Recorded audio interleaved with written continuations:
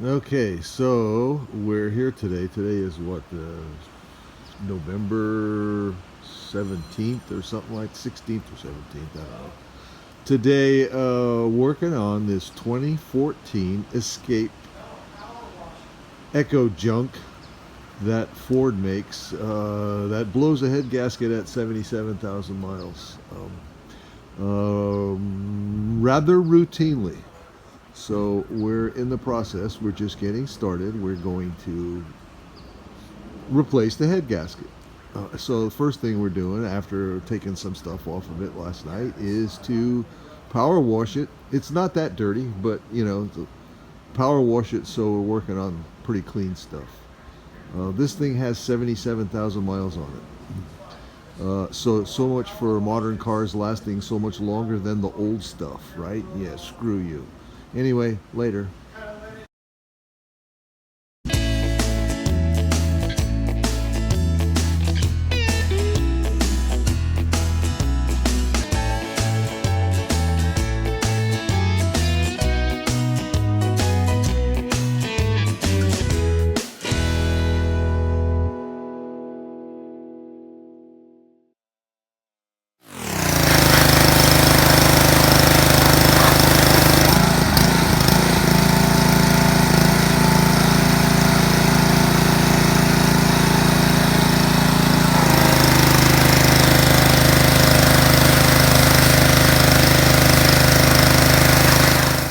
Hello there.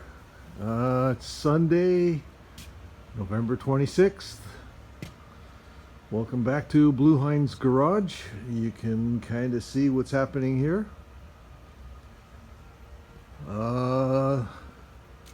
Let's call this the whatever October November update. I don't think much has happened in October. I'm not sure if I even did a video in October, but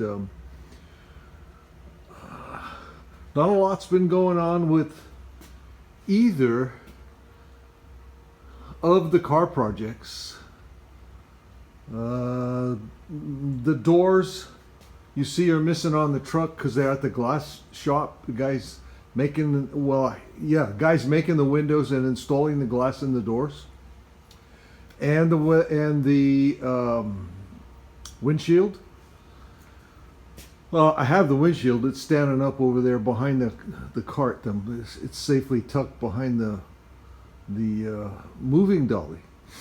And the doors, he called me early last week saying that the glass was done in the doors. So I'm going to pick them up this week and install the doors. So I'll show you that when I get them installed. But there's been other stuff going on. I've been working in the garden. I'm not sure if I'm going to show you that in this video or do its own video on that stuff. But I've been working in the garden, and I say some stuff here. I have determined a color for this. Finally went to a show, a Good Guys show here a couple of weeks ago, and saw a vehicle with the color on it that, it was the one I've been looking for, the one that was like, yeah, that's the one. And I determined the color. I got the painter's name off the storyboard and called the painter, and he gave me the formula. So I've done some research and more investigating on that. I can get it. I can't get it in my county because it's illegal in my county for anybody to sell it. But I can get it in the next, I guess 2 counties over, Santa Cruz. So I know where I can get it. I'm still talking to the painter and getting more advice and more education from him. A real nice guy. But anyway, right here is the latest project. You notice the hood's off of that. And there's a lot of other pieces off of that too. You see? We're doing a head gasket on this 2014 Ford Escape with a 1.6 liter Echo Broke motor. What we've learned since this is my granddaughter's car, my oldest granddaughter's car. You know, it was low mileage, 77,000 miles, 2014. No one knew any different. She bought it used about, I'm not sure, 3-4 years ago. And no one knew there were any kind of design defects with these things until this one decided to quit, and she took it to a mechanic, and he said it blew a head gasket. And then my son started doing some investigating or whatever and found that there is a, what do they call it, bulletin on these, that because of the way they designed the block, the head gaskets blow on them rather routinely. And the cost to repair it is rather ridiculous. So here it is in the garage getting repaired. So anyway, at least I think it's getting repaired. We're going to try and repair it. But the cost to fix this is damn near the cost of value of the car. It's like 2/3 the value of the car. So anyway, that's what we're doing right now. You see we got a bunch of tools here. There's the head. The head's off of it right now. We're at a point right now where we know what parts we need, so that's what's happening right now. We're ordering parts. It's a dual overhead cam, 1.6 liter. So there, like I said, parts in the back of the truck. The head's here. We cleaned the head yesterday, blew all the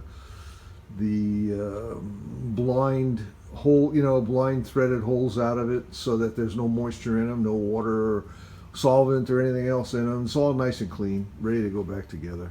All the threads, I chased all the threads. So anyway, that's what's going on here at this point. I might put this up tonight because, like I said, I've got some odds and end things. I've been doing some stuff, some little clips in the last 2 months. So I might put them all together and give you guys a video tonight. Anyway, talk to you later. Happy Thanksgiving and happy holidays for the upcoming what's left. All right, talk to you later. Bye. Okay, welcome back to Blue Heinz Garage. Today we have a different, I think I showed you this before, a different blue project in here. It's called a Escape, and belongs to my granddaughter, belongs to Haley. And unfortunately, she didn't escape. This thing blew a head gasket. So we're here in the process of correcting that little issue.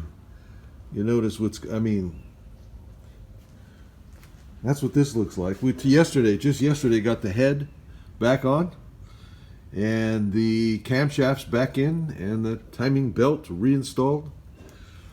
And so we're in the process now of hooking it all back together. You should see, this is what you need to remove other than what's already back on there to replace the head gasket. And there's a little more. There's a couple of diapers, I call them, the pieces underneath that cover the whole bottom of the chassis in the front that you don't see here. So we're in the process, like I say, of reassembling now. We've got all the, you might say, the technical part. We completed that yesterday, where you got to put stuff together, torque it down, turn it so many degrees after you torque it down, all that other good stuff. So right now I'm in the process of getting the intake manifold, which is right here, ready to reinstall. And the gasket for that is right here. There's the old one. What they've done on that manifold is made a groove all around the ports, and you just take this rubber, neoprene, whatever material it is, and you poke it in the groove, and then assemble it. Because when you put it in the groove, it acts like an O-ring that has a leading edge that sticks out past the face of the manifold. So that's kind of where I'm at right now. And more immediately than that, I'm working on leaves in my gutter, and the gutter portion that's right over the front porch is rotten. We were going to paint the house and replace the gutters this year. Didn't get that far. So I'm temporarily putting some hydro seal, wet patch, whatever you want to call it, in the bottom of the gutter so it doesn't drip on the porch. Right now, I did a little section a week ago. I didn't do enough, so there's still there's a leak developed right over where you walk out, so it's dripping on you if the gutter's full. And this particular gutter holds water. It doesn't drain it all out. Like they don't slope. I noticed in the eastern side of the country they slope the gutters. Here they don't. They just put them up level with the roof, and the roof isn't sloped. The roof is level. As far as going across the roof is level. So depending on how they hung the gutter, a lot of times they hold water between sections, even though there's a lot of downspouts. So anyway, that's where we're at. Hello there. Welcome back to Blue Heinz Garage and the ongoing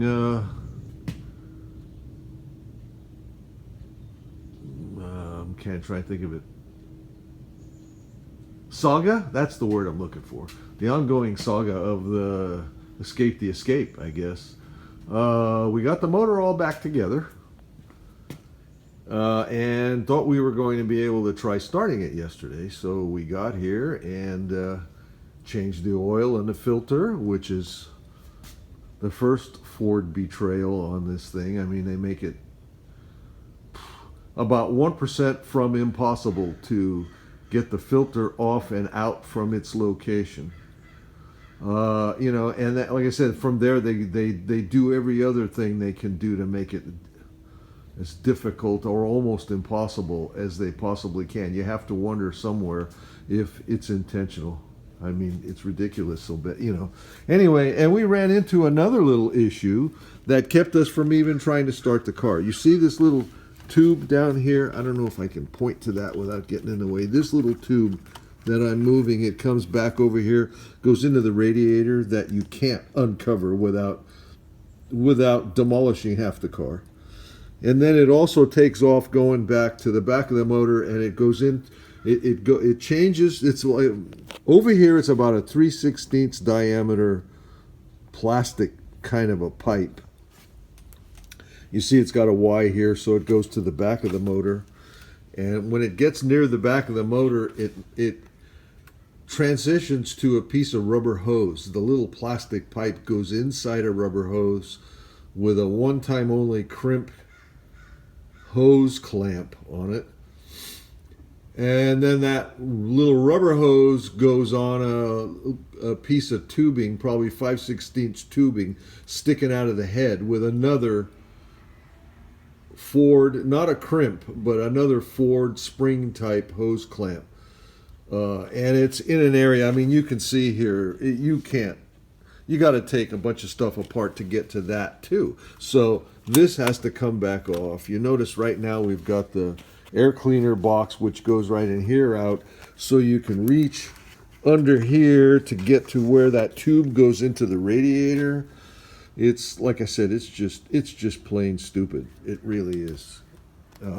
Anyway, obviously we couldn't go any further because we couldn't keep adding fluid to the cooling system since it started immediately. That little plastic pipe where it goes into the rubber hose broke. And so the little piece it broke right where it goes into the hose. So the little piece was in the hose. We took the thing apart, removed this piece, took the little hose apart, the rubber part, and that exposed where the plastic was broken. We got the one-time only crimp hose connector, a clamp off of it, got the little plastic pipe out of the inside of the hose and poked some more of the pipe inside the hose and put a normal stainless steel, with the screw hose clamp on it. Well, that wouldn't hold fluid.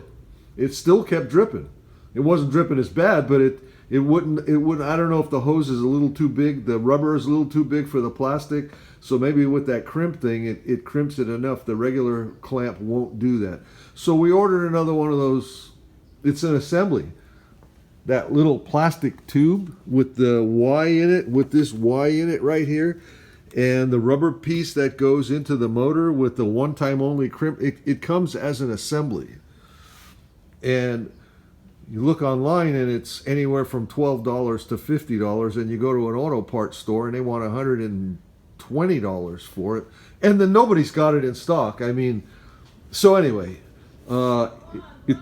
it's currently ordered and it will be here tomorrow, sometime tomorrow. So we will continue once we get that replaced and we can put fluid. That's another thing. The radiator is buried here. Like I said, we took this piece off thinking we'd be able to see the radiator. No way. You can't even see it. Much less know where it is or be able to see if there's a radiator cap on it for filling the coolant. So the only thing you can do is fill this reservoir and let it burp its way back into the radiator. So you probably have to start the motor and keep filling coolant as it pumps it into the radiator. I'm gonna look, as soon as I'm done with this, I'm gonna look online and see if I can find a owner's manual online that might tell you how to do that. My granddaughter bought this car 4 years ago, used, and it didn't come with a manual. So I'm going to see if I can find a manual that tells you how to fill the cooling system, since they buried the radiator on this thing. Anyway, I hate to sound like I'm complaining a whole lot, but after 2 weeks or 3 weeks of working on this thing, if you aren't nuts yet, you're just complaining. Anyway, I'll show you more when maybe we'll show it to you running if we're that lucky. Anyway, bye.